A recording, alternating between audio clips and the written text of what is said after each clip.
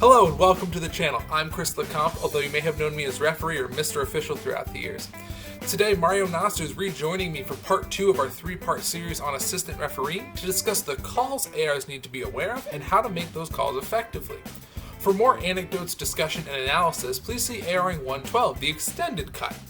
For an explanation of the rules you need to know to be able to make these calls effectively, please see ARing 101 or ARing 111 on this channel. Let's dive in.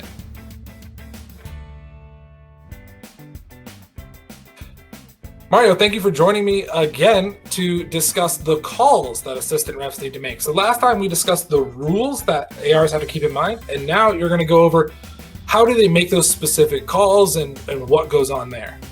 Yeah, so I mean there's a lot, right? There's always 3 bludgers, 4 beaters moving around the pitch. So even if you fully grasp the rules, there are definitely some calls that will get missed or often get missed and should be paid attention a little bit more, or calls that people just get wrong. So first, missed beats. What do you do on missed beats? Yeah, so there are a couple things this encompasses, right? But oftentimes the biggest reason a beat is missed or is not called is because the ref didn't see it, right? Please, if you are a beat ref, watch the beaters, watch the dodgeballs at all times, right? If you're an AR, that should be your primary focus when you're on the field. So first ones that get missed a lot are kick beats. They happen more than you think, right? Specifically, especially at brooms up, really need to watch as people are sprinting in for that ball and just trying to slap it or kick it if they get there a full step before the other person, right? Watch for that. If they are propelling that ball in any way where it actually lifts off the ground, it has become live, and you need to be there paying attention to see if anybody gets struck by it before it hits the ground. So both beats and double beats. What's the difference here? Yeah, so terminology definitely kind of gets skewed depending on where in the country you are. I think double beats gets used to kind of describe a lot of things. I'm going to break it up into trading, which is 2 beaters beating each other, often resulting in the both beat call as section 1, and double beats meaning a time more than one person is beat by a single dodgeball, right? So on the first half, right, trading and both beats, there's every single game you're going to get to a point where 2 armed beaters are looking at each other and they both throw, right? It's going to happen. Important to watch, right? For a bludger to be live, it needs to be out of a beater's hand before they're hit themselves, right? So if both beaters in a duel let go of their ball, meaning both balls are in the air at the same time, then they're both live, and if both beaters gets hit, it's a trade. Both people are beat. Often the call that refs will make is both beat, or they'll say beat. Like whether you want to say beat twice or both beat, that's kind of your prerogative. But that is what I consider a trade, and it's really important as an AR. You're watching to make sure both balls actually got into the air before either person was hit, right? Because as soon as you've been struck as a beater, even if you're in that motion of a throw, that ball is not live if it leaves your hand after you've been struck. So double beats. How do you watch for those? Yeah, so important, right? As a beat ref, I've said it many times, right? You need to watch the beaters and you need to watch the bludgers, right? As soon as a beater has made a dodgeball live, as soon as they've intentionally propelled it, it remains live until it hits the ground, right? So if they throw it real hard, it hits someone in the shoulder and it bounces up in the air, it's still live, right? You need to watch that ball until it hits the ground, because the decent chance, especially in the quaffle game, it could bounce back and forth and hit a second person, right? It can only hit players on the opposing team, or it can only beat, I should say, or knock out players on the opposing team to the player who propelled it. But you should be watching and making sure if it hits anybody other than that primary target, you are very loudly and very clearly calling that second beat, right? It gets missed a lot because very often, as soon as the first person gets hit with the dodgeball, you turn to look at that person and say you're beat, and you stop watching the bludger as it might go out of your field of view. You should try at all times to watch that bludger until it's hit the ground. And then last but not least is kind of the timing of the call. So we talked extensively about struck beaters in the previous video with ARing 101. But just to recap, if a beater is struck, you say to hold off on the beat call? Yes. So if a beater is struck, right, by a dodgeball, they become a struck beater. They are not technically knocked out until that ball becomes dead, which occurs either when that ball hits the ground or when it is caught by another player, right?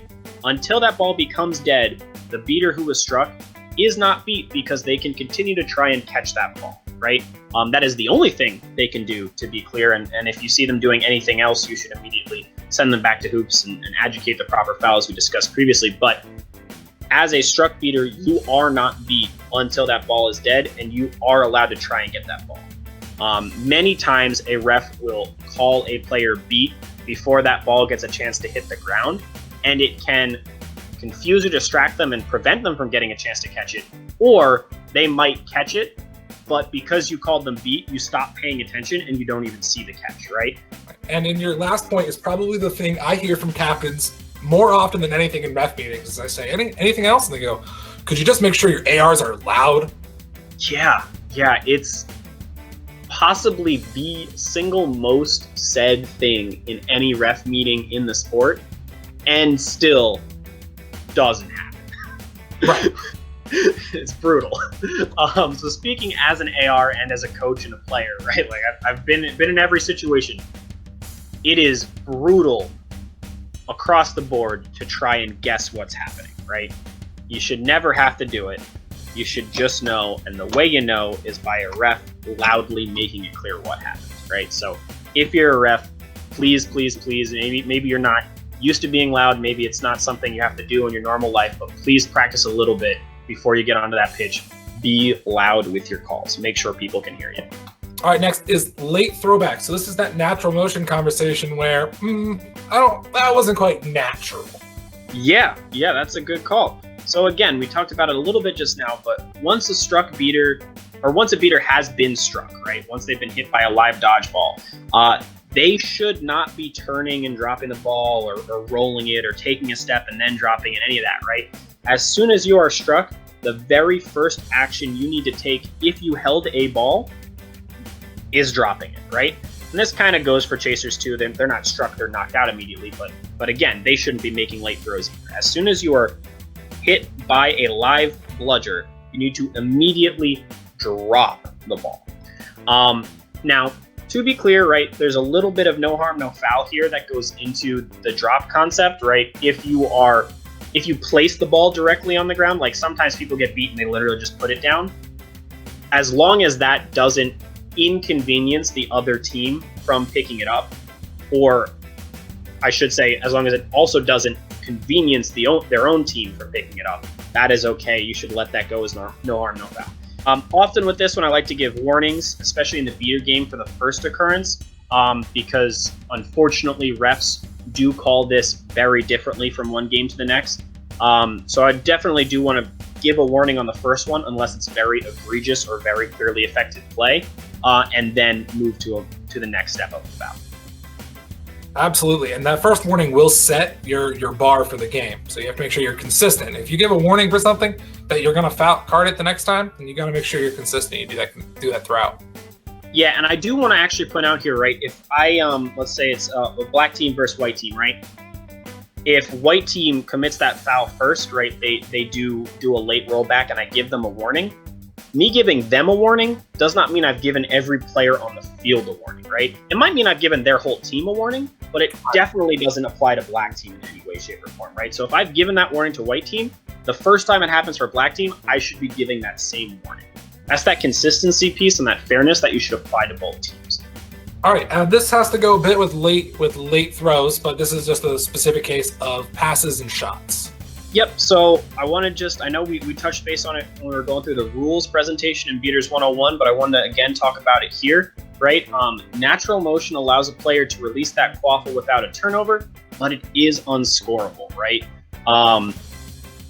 It means that if they're in that motion, if they can't reasonably stop it before letting it go, and we do want to stress again that reasonably stopping it, that ball is allowed to set sail and go, right?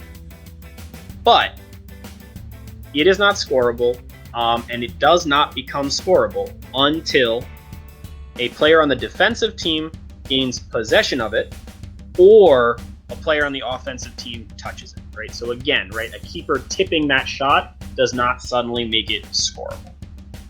Right. And one way to think about it is every ball on the field has two functions, right? It's got the fun function and the boring function. So the fun function, you can score with it. But if you're hit with a bludger while it's still in your hand, you can't do the fun function anymore. You can only do the boring one of passing it to someone. 100%. With that boring function could be a pass through a hoop, right? I've seen it happen a couple times where like a natural motion shot goes off, it goes through the hoop, it's not a goal, but a player on the same team picks it up behind him. That's legal. That's completely okay. Just because it was a shot and it was unscorable doesn't mean it's a turnover and it's dead. It just doesn't result in a goal, right? So as a ref, you shouldn't see it go through and be like, oh, it doesn't count, turn the ball over. It's like, no, if it's natural motion, they can still pick it up. Last thing I'll touch on here again is that reminder.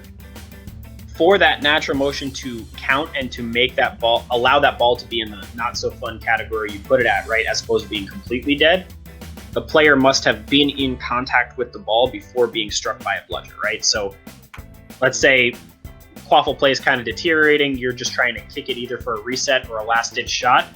Doesn't matter if you're in the motion for that kick. All that matters is if you touched the ball or not before you get beat, right? You don't get to just finish a kick if you got struck an inch before you touched the ball.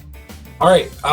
Now, how to make immunity calls, right? We went over this rule, and you did a great job making it a lot easier to understand. So, yeah. So definitely again. So big one, right? Again, we talked about it. For immunity to be claimed, the first thing that needs to happen is there needs to be a third bludger, right? And for that third bludger to exist and be designated, two things must occur. First, one team must have possession of both dodgeballs. Second, that third bludger must be dead.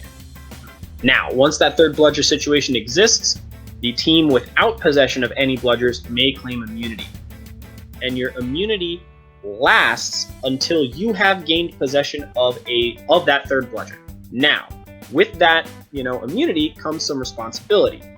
You need to immediately move for the third bludger, and once there, you need to immediately make an attempt to gain possession, right? So you can't just stand over it. You can't just lollygag, walk around the field all willy-nilly with your fist up.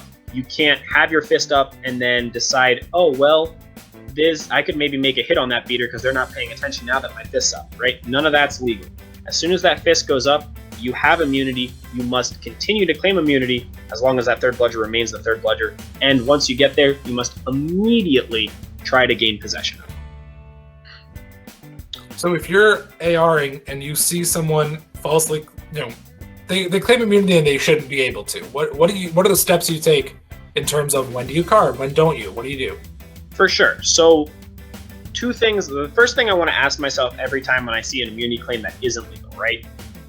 Could the beater reasonably know that their claim is false? If they can't, if they don't know, if it's not reasonable for them to realize, I immediately as an AR want to give them that information. Be like, hey, no immunity, right? You're not immune, no immunity.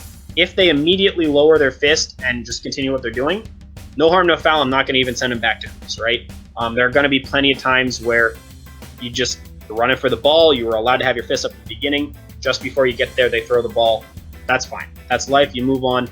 If it doesn't affect play, no harm, no foul. Next step, right? Maybe even though it was unreasonable for you to know you lost possession, or lost immunity, I should say, you claiming it somehow affected play, right? Because the beaters on the other team had no idea. One of them maybe didn't realize you were no longer immune, and he held the ball waiting for a throw but couldn't make it because your fist was still up. In that case, it was unreasonable for you to know, but it still affected play. I'm going to send you back to hoops, right?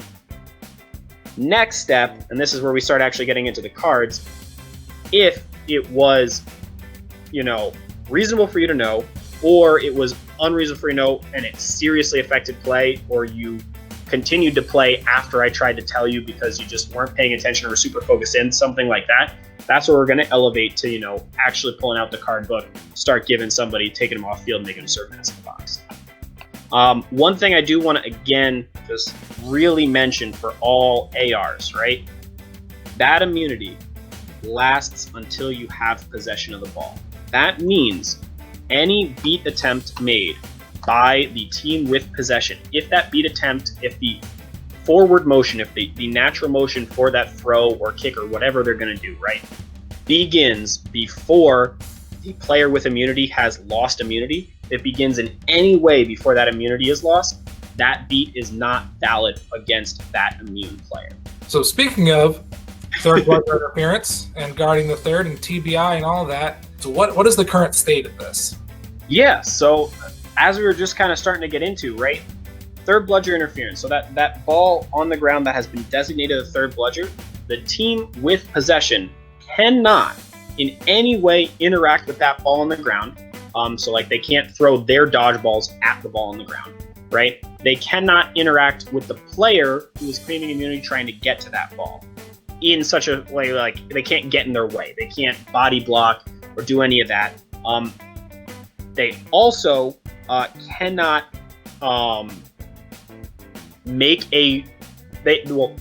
they also need to make a reasonable beat attempt in order for that bludger to no longer be considered the third bludger.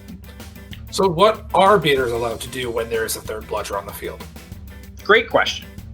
They're allowed to do anything they were previously allowed to do in regards to the rest of the game, right? They can still run around and beat players in the other team. They can still position wherever they want, right? So to be clear, that means they can walk right up to and stand like right on top of that third bludger as long as they're not in the way of the other team coming to get it, right? So maybe that means you don't literally keep it between your legs because then you're going to be in the way, but you can stand a foot or two away from it and be ready to try and engage with the person coming to get it. I'll just mention what the foul is. I know we went over it in depth before, but again, if any of those things happen and there is a foul, it's not a cardable foul. It's a double bludger turnover and a back to hoops for the player committing the foul. Artie, now stopping play. So this looks like when play stops, what should an AR do, not how does an AR get play to stop? Correct. Real quick, we can just go over it, right? If you're an AR and you want play to stop, you put your hand up when you see a foul and try and call out to the head ref, right? You don't have a whistle. You should never just be yelling, everybody stop moving, everybody stop. Like, no, you put your hand up and you call over to your HR to kind of stop play. And one other thing with stopping play, if I'm as a head referee, an AR wants to stop play, another piece of information I need is which team committed the foul. So I always ask for ARs to put their hand up, like you said, but then also to point to the side of the field where the team that committed the foul is. 100%, and I think that's something that should be gone over at the start of every game with your ARs. It's a super important thing to note until it gets a little bit more widespread within the sport. Super, super convenient and helps the HR a lot. Once that's occurred, once the whistle is blown and once play is actually stopping, you do have some very clear responsibilities here, right? First up, watch all the beaters, right? Make sure nobody moves. There are 4 beaters. There's usually at least 2 of you as AR, maybe 3, depending on what's going on, what level of game this is, right? Watch each of the beaters and make sure as soon as that whistle's blown, the broom's being dropped where they were. The second part of this is also watch the bludgers when stopping play. What often can go awry is the bludgers and what's happening with them when a whistle is blown. So I got 2 things here, and the first one, may not technically be in the rule book. I think it should be, and I don't think anybody's going to complain about it, so I'm just going to say it, put it out there for everybody, and especially if you talk to people about it before you start repping, there's going to be no confusion. But if someone is running for a bludger completely uncontested, and that ball is moving, when the whistle is blown, they should be stopping moving, and it'll keep moving away from them. That's pretty much unfair to them, especially just like they have no control over it, and it's going to delay the pace of them getting that ball back when play starts again. Me personally, I say you stop that bludger and place it where it was at the time of the whistle. It is important to note this is for uncontested bludgers, right? So on the flip side, if 2 people are running for a dodgeball, or they're running from different directions, or in any way, shape, or form you think that dodgeball on the ground could be contested, when play stops, make sure the 2 beaters stop where they were. You do unfortunately have to let the ball go at that point, right? Let it end where it lies. Let them recommence their contested attempt for that ball when the whistle starts play again. Other one I want to talk about is boundaries, right? So if a ball goes out of bounds during a stoppage, The rule is you place it 2 yards in from the boundary line where it went off the pitch. That's changed recently with the new rule book and with the the changes to the boundary line and everything that's going on with that. So if you have been paying a ton of attention to that, that's an important note for you. The one exception to this, though, is if a player was actively pursuing that ball and it went off pitch and they're within the 2-yard distance, you shouldn't then pick it up and place it back further away from them. Put it at their feet. They don't have possession of it. They still need to bend over and pick it up when it starts. But if they're within that 2 yards, you should be placing it at their feet. Right. And one terminology I use for that is to say, bludger is live on the ground. Yep. So to indicate that beater, it's not yours yet. You can't just pick it up and start with it. You got to pick it up once play starts. All right. So if play is live and the bludger rolls off the pitch, I personally have found this rule very, what's the word I'm looking for? I've always found it reasonable and fairly straightforward, but a lot of people seem to have trouble with this. Yeah, I think simple would be a good word to describe a rule, and yet it seems to go wrong a lot. And I think this actually ties into a lot that first suggestion I have for all beat refs, which is watch the beaters and their balls, right? If you're not watching, this is going to go awry. But as soon as a bludger rolls off pitch, immediately find the closest unarmed beater, right? The closest beater who is eligible to pick that one up, regardless of who threw it, and designate them as the inbound. This is really, really important to note because there are a lot of times where a ball is off pitch, someone is close to off pitch with a ball of their own, so they're not eligible to be designated as that inbounding player, and someone else gets designated and they choose to then throw their ball back to their own hoops or try to make a beat attempt or something and then go off for that ball.